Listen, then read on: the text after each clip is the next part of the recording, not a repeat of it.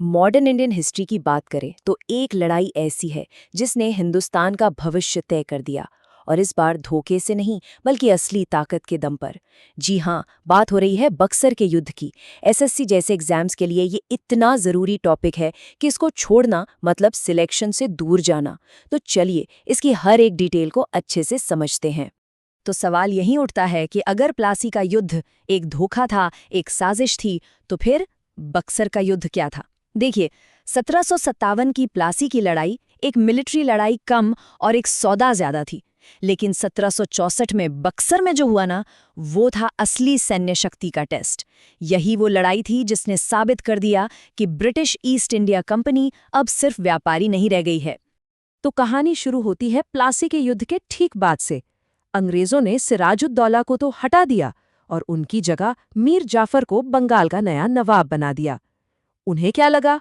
उन्हें लगा कि एक पपेट, एक कठपुतली मिल गई है जो उनके इशारों पर नाचेगी, उनकी सारी फाइनेंशियल डिमांड्स पूरी करेगी। लेकिन उनका ये अंदाजा गलत साबित हुआ। बंगाल का सिंहासन अगले कुछ सालों तक बिल्कुल अस्थिर।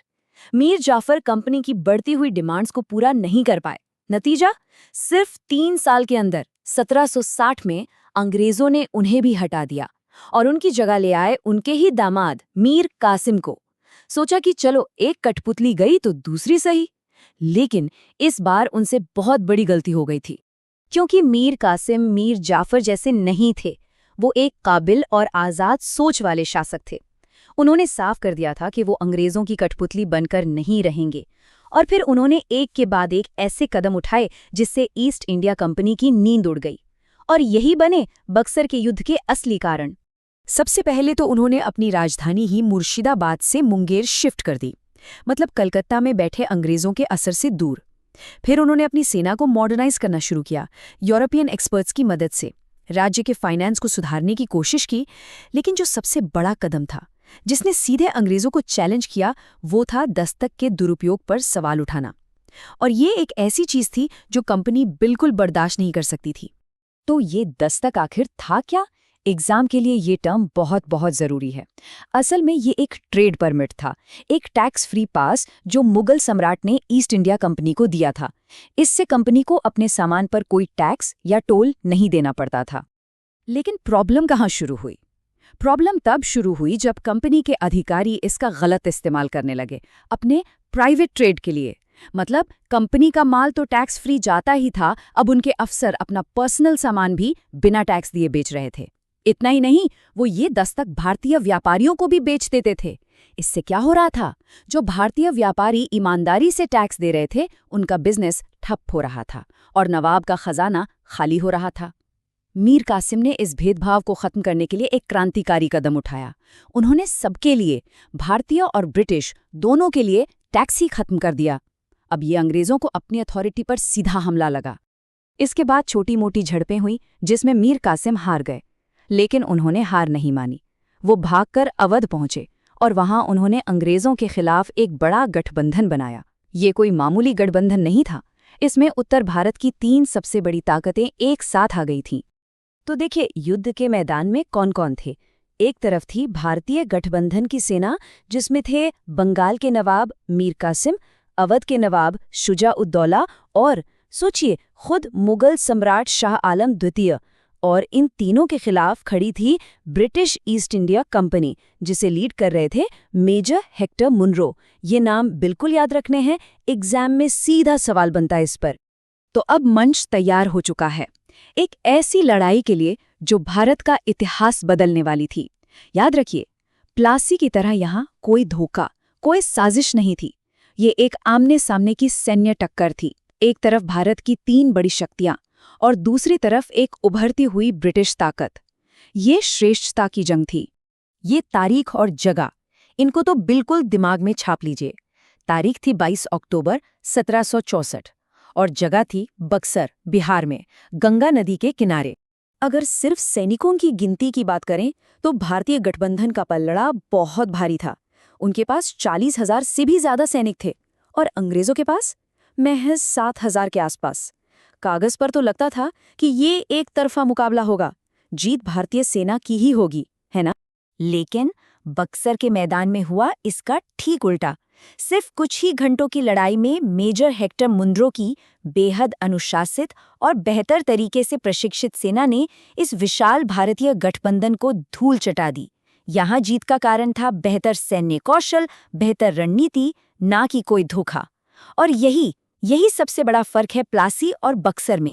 एक मशहूर इतिहासकार एम ब्रूम ने इस लड़ाई के बारे में लिखा है, इस प्रकार बक्सर की प्रसिद्ध लड़ाई समाप्त हुई जिस पर भारत का भाग्य निर्भर था।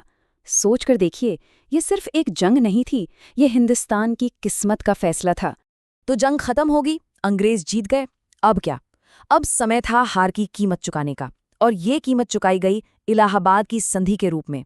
ये संधि इतनी जरूरी है क्योंकि इसने भारत में ब्रिटिश शासन को एक कानूनी आधार दे दिया। इस संधि के 2 मुख्य हिस्से थे जो रॉबर्ट क्लाइव ने अलग अलग किए। पहला हिस्सा था अवध के नवाब शुजा-उद-दौला के साथ। उन्हें 50 लाख रुपए युद्ध के हर्जाने के तौर पर देने पड़े और इलाहाबाद और कड़ा के इलाके मुगल सम्राट को देने पड़े। मूल रूप से अवध अब एक बफर स्टेट बन गया। लेकिन जो दूसरा और सबसे जरूरी हिस्सा था वो था मुगल सम्राट शाह आलम द्वितीय के साथ।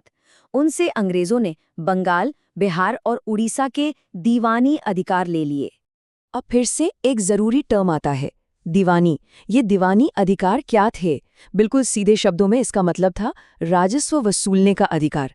यानी अब बंगाल, बिहार और उड़ीसा से सारा टैक्स ईस्ट इंडिया कंपनी वसूलेगी।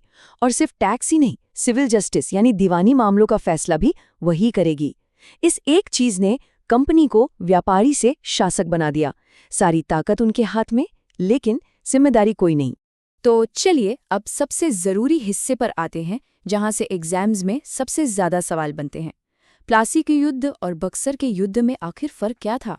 इस टेबल को ध्यान से देखिए। प्लासी एक जीत थी जो धोखे से मिली, जबकि बक्सर सैन्य कौशल की जीत थी। प्लासी में अंग्रेजों ने सिर्फ बंगाल के नवाब को हराया था, लेकिन बक्सर में उनके सामने 3 बड़ी ताकतें थीं: बंगाल, अवध और मुगल सम्राट।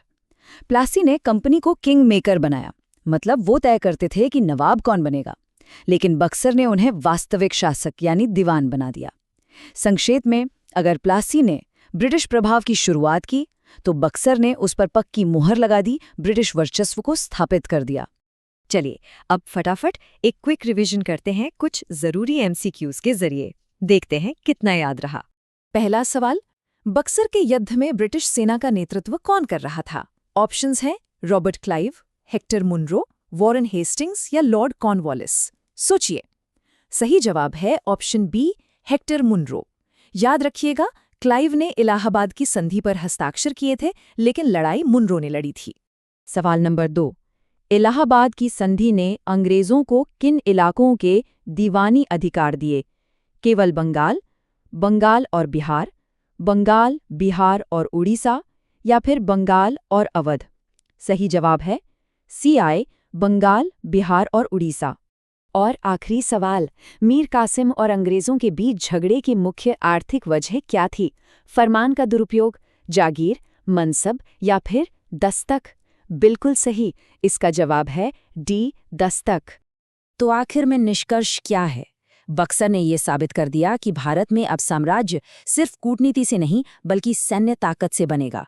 इस एक लड़ाई ने न सिर्फ ईस्ट इंडिया कंपनी की सत्ता को मजबूत किया, बल्कि आने वाले लगभग 200 सालों के लिए भारत के औपनिवेशिक भविष्य का रास्ता भी तय कर दिया। इसके परिणाम कितने दूर तक गए, ये एक सोचने वाली बात है। चलिए, आज के लिए इतना ही।